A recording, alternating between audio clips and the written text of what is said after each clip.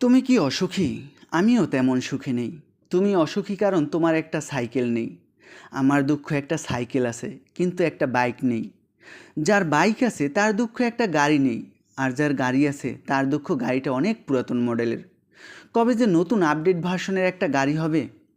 অপরদিকে হেঁটে হেঁটে পা ব্যথা হয়ে যায় হেল্লাল কাকার। তার আশা ছিল পকেটে কয়েকটা টাকা থাকলেই বাসে চড়ে যাওয়া যেত। বেল্লাল কাকার কিছুই চাওয়ার নেই, শুধু পা দুটো থাকলেই আর কিছুই চাওয়ার ছিল না জীবনে। তুমি কি অসুখী? আমিও তেমন সুখী নেই। পান্না ভাইয়ের ফুটফুটে একটা কন্যা সন্তান আছে, কোনো ছেলে নেই। সঞ্জিত দাদার দুটো ছেলে আছে, কোনো মেয়ে নেই। সোহাগ ভাইয়ের ছেলে মেয়ে দুটোই আছে, কিন্তু সুস্থ নেই। বলাই দাদার আফসোস, তিনি এখনও বিয়েই করেননি। কবে যে সংসার হবে, ঘর আলোকিত করে একটা ফুটফুটে সুস্থ সবল বাচ্চা হবে। লামিয়ার জীবনে একটাই চাওয়া, শুধু একটা বাচ্চা। গত এক যুগ হয়ে গেছে, মায়ের ডাকটা শোনাই হলো না তার। তুমি কি অসুখী? আমিও তেমন সুখে নেই। তোমার কোনো চাকুরি নেই, আমার আছে। কিন্তু আমি চাই একটু প্রমোশন। কবে যে হবে? তোমার চাওয়া একটা চাকুরি কবে যে পাবে? আরিফার অনেক ডিগ্রি আছে, চেম্বার আছে, কিন্তু রুগী নেই। কবে যে রুগী পাবে? দু হাত ভরে ইনকাম করবে। এদিকে তুফান ভাইয়ের ফার্মেসি আছে, কাস্টমার নেই। ওদিকে আরিফ ভাইয়ের ফার্মেসি আছে, কাস্টমার আছে, কিন্তু প্রোডাক্ট নেই। কী যে কষ্ট কৃষ্ণ দাদার! দোকানে কর্মচারী আছে, প্রোডাক্ট আছে, কাস্টমার আছে, কিন্তু কোনো কিছুতেই লাভ হচ্ছে না। ওদিকে দুলাল ভাইয়ের সব আছে, কিন্তু আর ইচ্ছে করে না। একা একা আর কতক্ষণ পারা যায়? বিনয় দাদার কষ্ট আরও বেশি। ঢাকা ইউনিভার্সিটি থেকে পাশ করে বসে আছে।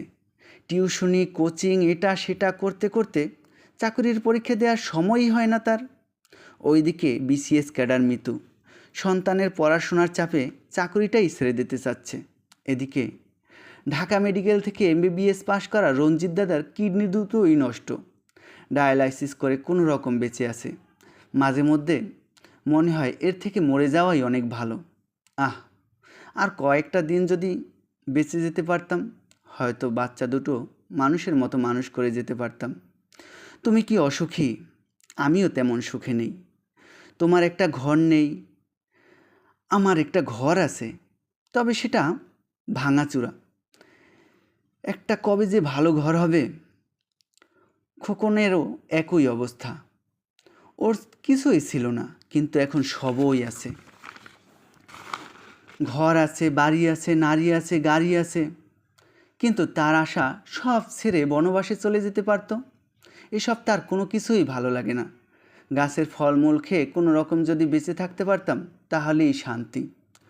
মকসুদপুরের খালেক কাকার আশা একটাই, মাথার উপরে যদি একটা গোলপাতার ছাউনি থাকতো।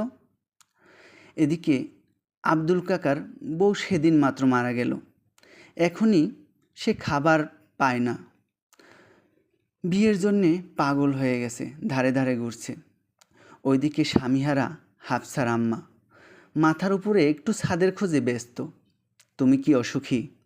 আমিও তেমন সুখে নেই।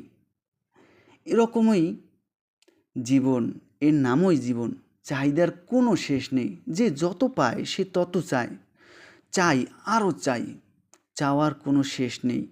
ভাই, যে যেখানে আছেন সেখানেই সুখে আছেন। আল্লাহর কাছে শুকরিয়া করেন।